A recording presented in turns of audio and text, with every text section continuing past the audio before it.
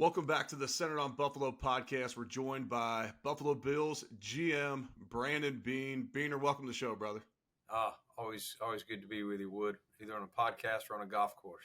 Yeah, no doubt about it. Wish we were on the golf course right now, but this will have to do for now. I know your schedule is tight nowadays, but I want to know, like, in a life of a GM, when the season ends like it did, and you don't know if it's going to end, do you plan out this week like you're going to resume normal activities, or because it becomes end of season meetings, and I know it just becomes a complete cluster. Yeah, unfortunately, it's do or die when you get to the playoffs. So, even dating back to before we got on the plane to Miami, our destiny was, had not been determined whether we were going to, win the division, make the playoffs, or be done. And so you start lining up from there if the worst happens, and you hope it doesn't. And thankfully, we were smiling on the plane home, but the same thing going into the Pittsburgh game. You kind of readjust your calendars and have some conversations. I don't really get into it with, McDermott or any of the coaches or players, but just some support staff. We have to be ready for this, turning their playbooks in, exit meetings, what times these meetings are, all the above, iPads, you name it, making sure everybody's ready for that. Yeah, because not everyone out there realizes, but you're meeting with every coach, you're meeting with every player on the way out the door for their offseason, which these aren't small rosters, even though you wish you had more players at times. These aren't small rosters. So there's a lot of timing and there's a lot of time that goes into that. And so let me ask you this. The seventh season, and it obviously ends without a championship. You said in your press conference on Monday or on Tuesday, only one team ends the season happy. And so it's going to end in disappointment for 31 other teams. But does it get easier, and I say easier, or maybe less emotional after 7 seasons, or is it just as tough as the first one? No, it's not. I'm a competitor, and just like the golf course, if you target one day and you don't shoot your score, and you do it again, you don't shoot your score, you blow it, like you're no less mad the next time. And no, it's just you're in this business, you're crazy competitive, and you want to do well, and you want to do well for a lot of reasons, not just yourself. In our case, our fan base and the Pagula family, all they've done for this community, for our organization, for me personally, my family. And so you're left with frustration and guilt and all the emotions that you go through. And but in this seat, the crown can get heavy, and you got to come in here, and I can't be moping around. And I've got to bring the juice, bring the energy, and let people know that still appreciative of your effort, what you did, whether you were a player, a coach, a trainer, whoever. And I'm sorry we didn't get it done. And that's just the only way I know to operate. Yeah, and you made the golf analogy, so I'll piggyback on that one.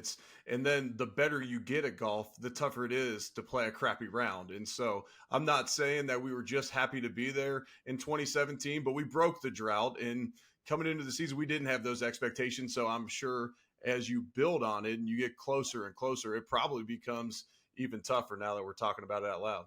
Yeah, and I think you feel the weight of the city. You do. How could you not? I live here. My family lives here. Whether it's your neighbors, your friends, people outside of One Bills Drive, and you don't want to let anyone down. You want everyone to be happy, and you definitely don't want to do it at home. We've worked. One of our big goals was let's win divisions. Let's be a top seed, and we earned two home games again this year, and you never want to lose, but it's probably even more of a sting to lose in our building because we're generally pretty good there. And but it is what it is. That's what makes fans love the NFL, because of the do or die. It's not a 7-game series or a 5-game series. If you don't play your best, in all 3 phases, you're probably going home. Once you get to the playoffs, and definitely when you get to the final 8. Yeah, especially the way the AFC looks nowadays, there's just no margin for error. You have some of the best quarterbacks to ever do it in the AFC right now. And even in the year that Joe Burrow's hurt, Lamar Jackson plays as well as he did. And Yeah. the list goes on. Obviously, the dude on the other side of the field last week, he's pretty good as well in Mahomes. But you exit a season and you're obviously in the dumps, but you digest it and you look at some positives. When I look at this season, you deal with a ton of adversities with the injuries, the coordinator change, some off-field distractions. But this team with their back against the wall rips off 5 in a row to end the season and even wins in the divisional round. Like, how proud are you of the group to show that type of resiliency? Yeah, I mean that's what I told the team, on Monday when we came in here. I don't keep them long in there, and Sean says a few words too. But I said the thing I'll remember about the 2023 Bills is resilient and backs against the wall in the season, backs against the wall in games. I mean, listen, we needed every game. I think Josh was one of the first ones that mentioned it after we lost that game in Philly and went on our bye, that it's pretty much do or die the rest of the way. With where we are, that's just to get in the playoffs. That wasn't even to win the division, and we pretty much needed it all. And you go back to even a game at the Chargers. We had to have some plays there to go down, take the lead, and then Ed Oliver gets a big sack. But there were, it doesn't matter, as we know in the NFL, if you don't play your best, or you turn the ball over, you can lose. And so to be do or die, starting at Kansas City and coming home for Dallas, and going on the road to the Chargers and finishing it out with that great win down in Miami, to which we knew by kickoff this that week is for the division, was pretty cool when you're sitting here 6-6. And I think someone said we had like a 3 or 4% chance at that point to win the division. Yeah, 3 or 4% chance, but it's like when they're doing those percentages, those are always tough for me to like completely buy into. Like, I understand you're going off of win percentages, maybe Vegas spreads and lines, but to me, it didn't feel like 3 or 4% at the time. But maybe that's just the wishful thinker in me at the time. But it didn't feel like that. But it was still one hell of a ride through the end of it, and it was impressive. It was fun to be on those calls and to see it in real time. And so when you look at the future of the Bills, the Super Bowl window is always open when you have Josh Allen at QB. And just rewinding, I want to ask you, I know you envision Josh to be a franchise quarterback. You did all the homework for that star-studded 2018 class. You take Josh in the top 10, but was there a point where you knew that this is our guy? Like, he is truly a franchise quarterback in this league. Yeah, I mean, I think we felt pretty quickly here. He was the guy that excited us the most in the draft process, and I say that more than just the film study. It just felt natural. It felt right every time we were around him, and it felt more right. Like when you married Leslie. I'm sure the more you were around her, the more it felt right, and you convinced her to marry your ugly butt. But No doubt. nonetheless, it's hard to explain that connectedness that I would say more than just myself, just even the other people that are around this guy. And that's why I said at my press conference that day we took him that I knew there was not everyone in the community or the fan base was on board with the pick, but this guy is Buffalo. Like, by that point I've been in Buffalo a year. This guy is Buffalo. And then you just knew the work habits. You knew, he was aware of things he needed to improve, and just that desire that, we see that competitiveness. I mean, that run he had against Miami to help seal that game. I mean, when you freeze the frame about 4 or 5 yards short of the first down, there was like 5 guys between there, and you got a quarterback. I don't know, of many other quarterbacks that could have found a way to do that. And that's just the competitiveness, the willingness. And listen, he played very well for us in that game, against Kansas City. I know we lost, but we had some guys. I mentioned various players in my end of season presser that were trying to will us through that game, even though not everything was going as we'd hoped on all sides of the balls.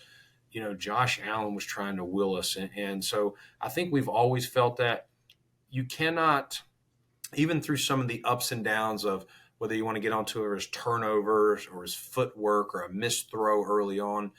I just don't think you can measure, the heart that this guy has. And part of it is you can't expedite time on task, the snaps, and you draft a rookie, they're still gonna. I mean, look at Peyton Manning. He set a record for all the interceptions, back in 1998 that he threw. But you can't just sit him down on the bench for 2 or 3 years and say, well, now he won't do that. Like you gotta live and through some ups and downs. And I think with Josh, I think he made big time corrections faster than anyone on the outside. And I would give him credit that maybe we didn't think that he would do it as fast, but we truly believed we would get there with him in time. Yeah, I mean, he starts his career off and he's last in the NFL completion percentage and he's figuring it out. And he's also trying to do a lot in games where the Bills are playing from behind in 2018 and all that. And then he goes from that to being top 5 in the NFL in completion percentage 2 years in a row, which has never been done before. I know there's other factors there. That's not simply him just throwing the ball more accurately. It's different weapons. You bring in offensive coordinator, whatever it may be. But you look at that in his rise throughout his career, and I defend.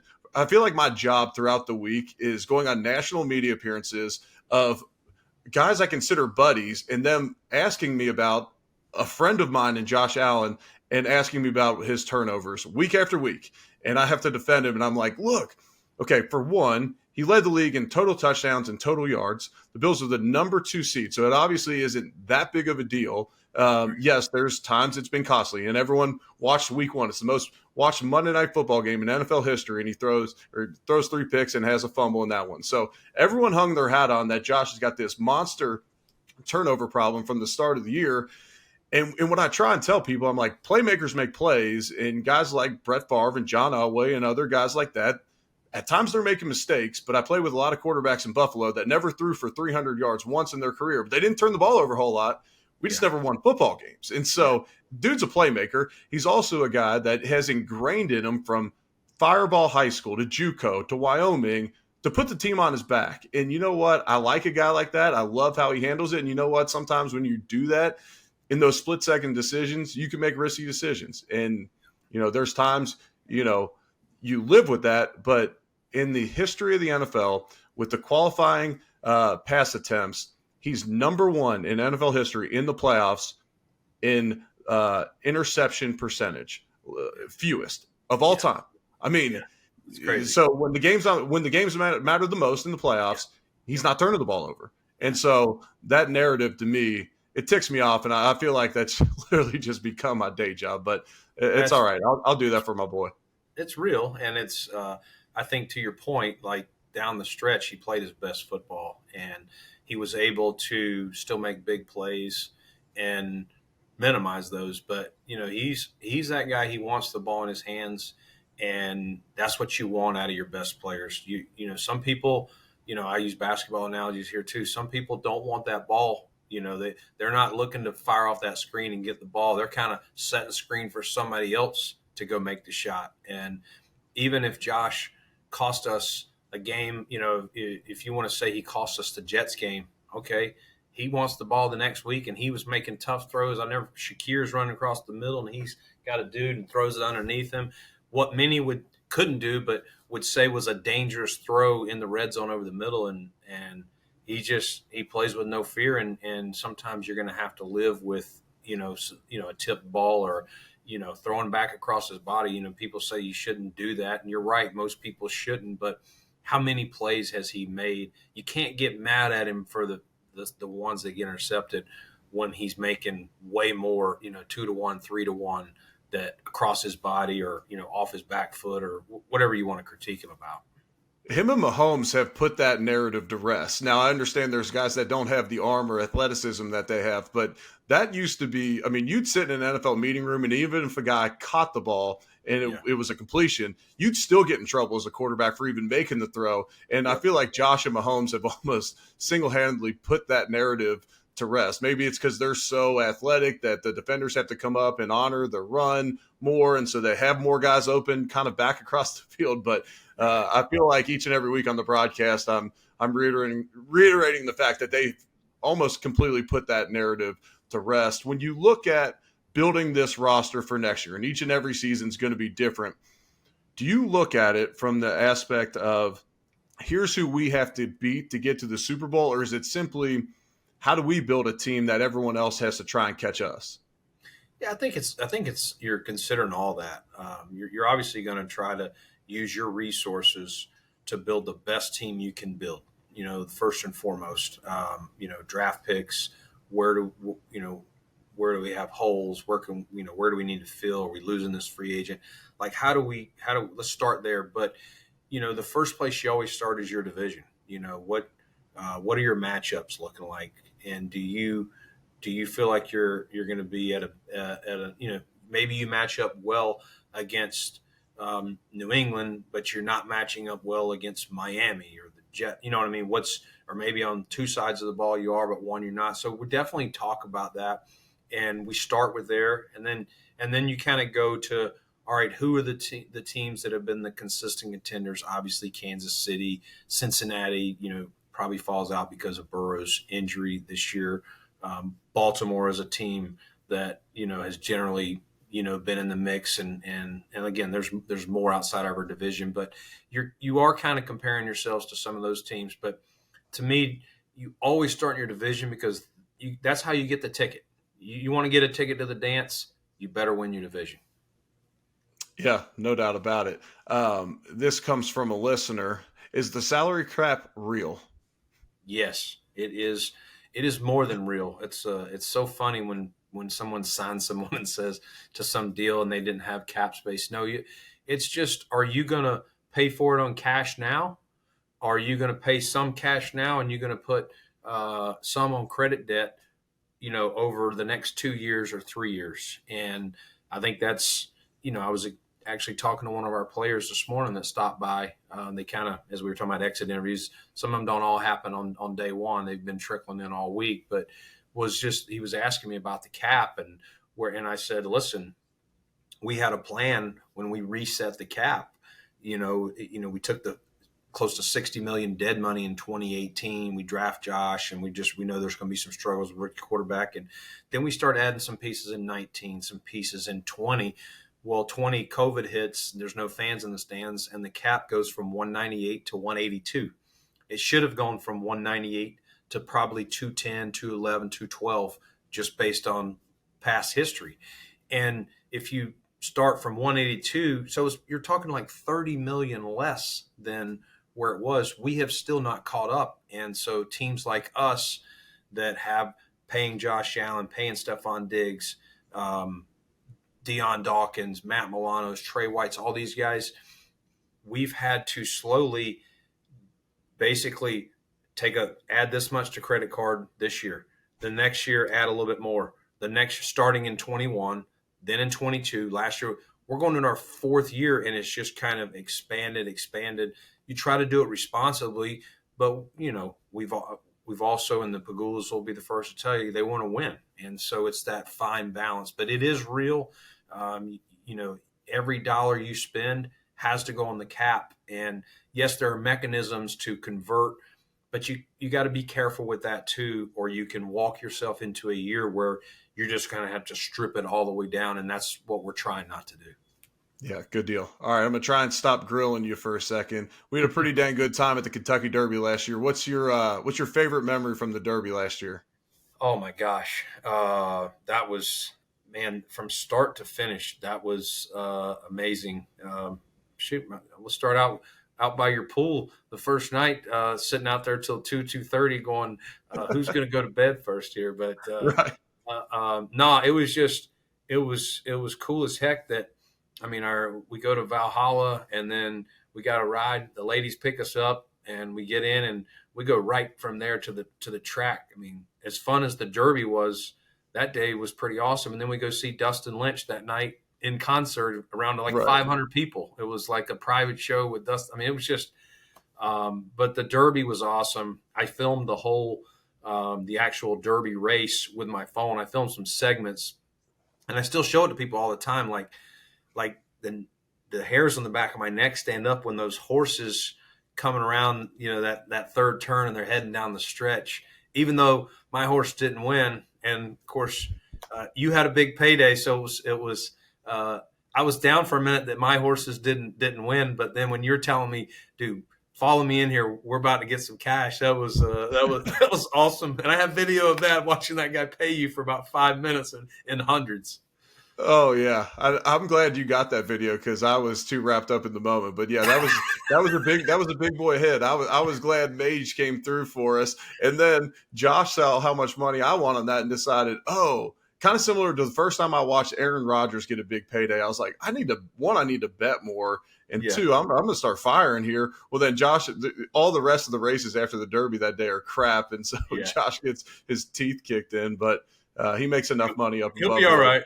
Yeah, he'll definitely be all right. He'll definitely be all right. So you go to the Senior Bowl next week. When are you able to get some golf on your schedule? And I know Bills fans will say, well, he's the GM. He probably doesn't get to play any golf, but you know what? You deserve some downtime too. Yeah, you know what's funny? We'll kind of grind through. We're going to give our coaches off starting next week a little bit. They definitely deserve it and need it, and work their butts off. The football staff, personnel, and all that. We're going to go to the Senior Bowl next week, come back, do free agent meetings, and then the college scouts come in for 2 straight weeks, and we just lock ourselves in the draft room and we literally go through every player on the board, watching film, talking through them, and we try to have our board in a good spot before we go to Indy, because everything from here on is what we call the underwear Olympics. It's not padded, it's not helmets, it's not football.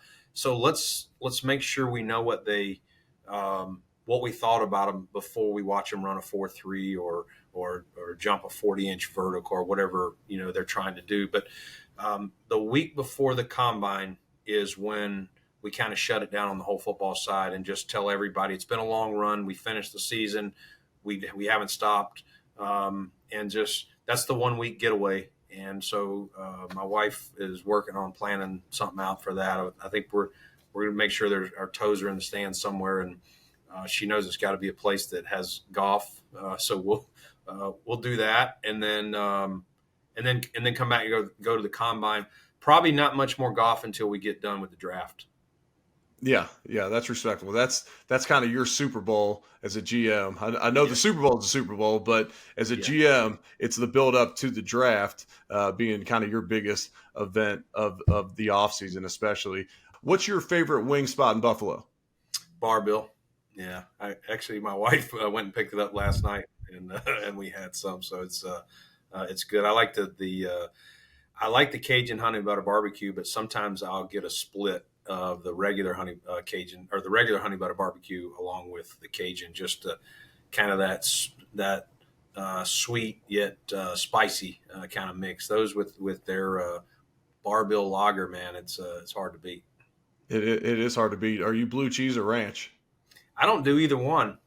I kind of, when I was in the South, I definitely did ranch, but up here, I don't do either one. I just eat the wing the way it is. I almost think you're insulting it by dipping it in either one. I'm okay on blue cheese. I would, if I had to do something and you said I could truly have a choice and nobody would bash me, it'd probably be ranch, because I'm not a big blue cheese guy, but ultimately I really haven't used either one since I joined the Bills Mafia in Buffalo. Yeah, it's better just not to order that ranch. That's for sure. Yeah. I've seen people get bashed for doing it, so I'm smart enough not to do that. I know the Bills were the beneficiary of this rule in the playoff game against the Chiefs. Well, what's your opinion on the rule of fumbling the ball out of the end zone as an offensive player? It's funny. I'm usually pretty passionate about rules, one way or the other. Overtime versus college and all those things. It's one of those ones that it comes up every once in a while, and if we had gone down and scored and won the game, I'm sure it would have been a lot to do this week about that rule. And I don't know. I kind of go back and forth. I can see it. It's probably not the fairest rule to totally lose the ball, but I don't have this passion of we got to get this changed either. I don't know. What do you think? It's definitely punishing towards the offense, but I'm so used to it. Like, I'm so used to sitting in offensive meetings where, they're coaching you, hey, if it's second down, don't extend that ball. It's Yep. truly not worth it. Even third down, and then based upon the timing of the game and the score, like, you're always just aware of a player, what you can do in that situation with the ball, and whether you just keep it tucked and go out of bounds. And so, to me, I'm used to it. I know people are up in arms about it, and it played a factor in that game. It didn't become a deciding factor. It's very harsh on the offense, but I'm just so used to it that I don't sit there. I don't watch an NFL similar to how I don't really watch movies and sit there unless it's like egregious. It's sit there and watch a movie and be like, man, that acting's terrible. Like, I just kind of accept it for what it is, and it's just the movie. And so I don't know if that's a perfect analogy, but I watch an NFL football game, or I play in an NFL football game, and the rules are the rules. Now, the catch rule, some of the roughing the passer stuff, like the head hits, like, yeah, those are all great steps towards improving the game. But this one, to me, I'm not going to stand on a table over it. But I know that there's a lot of people and a lot of talking heads out there that are making a big deal about it. So I'm sure you'll have a fun time discussing that down at the owners' meetings down in Palm Beach. I think it's one of those things you have to make it, if you're not going to give the ball to the other team you have to make it some kind of punishment. Like, either you go back to the 20-yard line with the ball or something like that, because it's already an advantage for the offense versus if you're trying to get a first down in the middle of the field, you stick the ball out, it can be knocked out, or everybody would do that. Whereas here you do it, plays over, touchdown. So there does have to be some kind of reprimand, or guys are just going to run down there when they get the sideline, stick the ball out and say, oh, it went out, as long as they're close enough to the sideline, it went out of bounds. And I think that would be a clear advantage for the offense, knowing that, hey, I'm going to get the ball back on the 1-yard line, or whatever you would do with it. Yeah, for sure. This question made me laugh, and I have no idea what the context is, or someone knows him, but one of the listeners wants to know, how does Eric Ciano keep his job for so long? Eric Ciano. Well, Eric's a stud, first off. Right. And that's what this is someone that's not in the building. And I don't think it's a shot on him. I think it's more of like a testament to how do you last through so many coaching staffs and so much change. Yeah, no, Eric's a great dude. He's a team first guy. And he makes, as you know, when you were here, he makes the off-season conditioning program fun. That's probably his biggest assignment, is making sure to keep that creative and competitive. And they do the Iron Bills games, and they have captains choosing teams, how they're going to do things, and how you get points. And obviously, we know Buffalo's not a destination city, and it's not Arizona, LA, Miami, any of those warmer cities. And so to get the participation we've got, I think you do have to give Eric, a good amount of credit for making it fun and exciting for these guys to want to participate. And he is a selfless dude. We love to bust his balls, but he does a great job, and we're glad he's here. Yeah, no doubt. So for those listening in, the Iron Bills games, it's kind of a combination of size, speed, athleticism, and all these competitions. Is Josh Allen just a cheat code in those things? Because some of it involves throwing, some of it's grip strength, which, as big as his hands are, I feel like he'd be crushing the Iron Bills games. Oh yeah. Josh, there's nothing in there he can't do, and he wants to win, and he's a shit talker too. He loves it. He's a competitor, just like we were talking about earlier, and he doesn't just come in here and get it in and go home, which he could. I'm sure many quarterbacks, or specialists do that, but no, Josh is down there. Whatever they're trying to do, he's trying to win, and his teams usually, they're playing dodgeball at the very end, and he has to throw it left-handed because we don't want him to throw his arm out, and I'm worried he's going to throw his left arm out. He's down there winging it like a madman, and he's still got plenty of velocity for a left-handed throw. Right, no doubt about it. All right, this isn't a bulletin board type question, but what's your prediction for the championship games this weekend? Ooh, that's a tough one. I'll start in the NFC. That's two teams that can be physical. There's just their style. which is it's a little bit old school. That game we've become more of a pass happy league, but I think both teams their preference would be to line up and run the ball, and so that will be an interesting contest. You have to give San Fran's had a lot of experience, so if you had to lean one way, you'd probably lean that way, but the Lions, I feel like they started hot and then they lost a couple of games. People started counting them out, and I think they've finished really strong. And something about them, they're, I don't know, they're not going to be an easy out. I don't think. And then the other game, I mean, holy cow, the way the Ravens played all year. I think Harbaugh and I think Eric DeCosta did a heck of a job putting their roster together, and they earned the number one seed. They clearly deserve that over everybody. And then Kansas City, I mean, I said this the other day in my presser. They had the same record as us, 11-6. They've been the gold standard probably across the league since New England. And you got to give Coach Reed and Mahomes and that crew a lot of credit. They're 11-6. Partly is they're getting everyone's best every single week, Right? And people don't realize how hard that is for 17 games, and you're just going to go through some lulls. And if you don't play your best, I mean, that's every coach is going in there. This is the measuring stick. This is the Super Bowl champion, or they've represented the AFC the last 5 to 6 years, whatever it is. So it's hard to go against them because they've done it so much. But I literally think that game, play it 10 times, is 5-5. It'd be tough for me to predict that one. Yeah, I'm with you on that one. And I thought that was a smart comment you made at your presser. And the Bills are included in that now, too, with the amount of notoriety and the success that we've had over the last, 7 years, essentially, but 5 out of the last 7 years. And so when you look at that, Bills are on par with that. Now, we don't have the same championships, but people are looking at the Bills the exact same way, especially in the division when you're getting everyone's best shot because you win it now 4 times in a row. Beane, I appreciate the time. Hope you have an awesome offseason. I hope you absolutely crush the draft and that whole process. And we owe Josh one on the golf course here before too long. Yes, we do. Yeah, I want to make sure that happens this spring, buddy. I'm just glad on par 5 18 at Valhalla when he drove it right up Peyton Manning's back on about a 370-yard drive, he made a 7. So at least he didn't finish it off with another birdie on us. That's why we always tell him it's not how you drive, Josh, it's how you arrive. And no doubt. It'd be fun. I got the simulator going now, so my game's going to be better post draft than it normally is. Let's go. I'm ready. Appreciate you, brother. You got it. See you.